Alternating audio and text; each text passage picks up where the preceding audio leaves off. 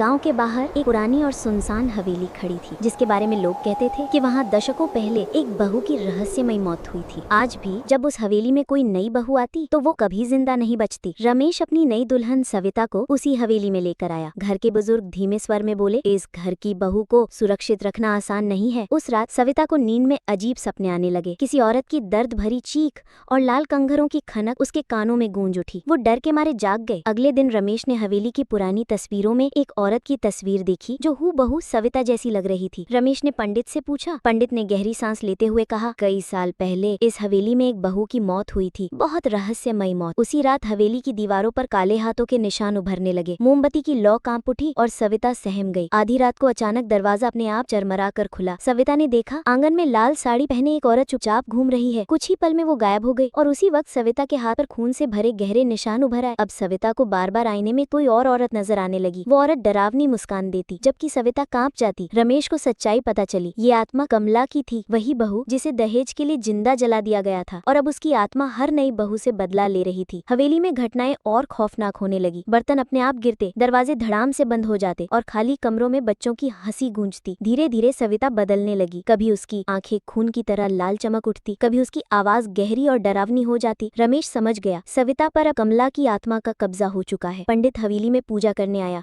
जैसे ही मंत्रोच्चार शुरू हुए, हवेली कांप उठी। सामान हवा में उड़ने लगा, कांच चटकने लगे और अचानक एक डरावनी आवाज गूंजी, ये घर मेरा है और बहू भी मेरी होगी। पंडित दीवार से टकरा कर गिर पड़ा। उसका माथा खून से भीग गया। पूजा अधूरी रह गई और माहौल और भी भयावह हो गया। अब रमेश ने सच्चाई खोजने का निश्चय किया। हवेली के पीछे उसने खुदाई की और कमला की अधूरी चिता मिली। रमेश और सविता ने मिलकर उस चिता को अग्नि दी। आग में आत्मा चीखती हुई तड़पने लगी। उसके लाल कंगन एक एक कर टूटने लगे, लेकिन जाते जाते वो बोली, मैं लौटूंगी, हर नई बहू मेरी होगी। सुबह होते ही सब शांत हो गया। रमेश और सविता सामान्य जीवन में लौटते हुए दिखे। सब कुछ ठीक लग रहा था, लेकिन आखिरी सीन में सविता धीरे धीरे कैमरे की ओर मुड़ी। उसकी आंखें खून जैसी लाल चमक उठी।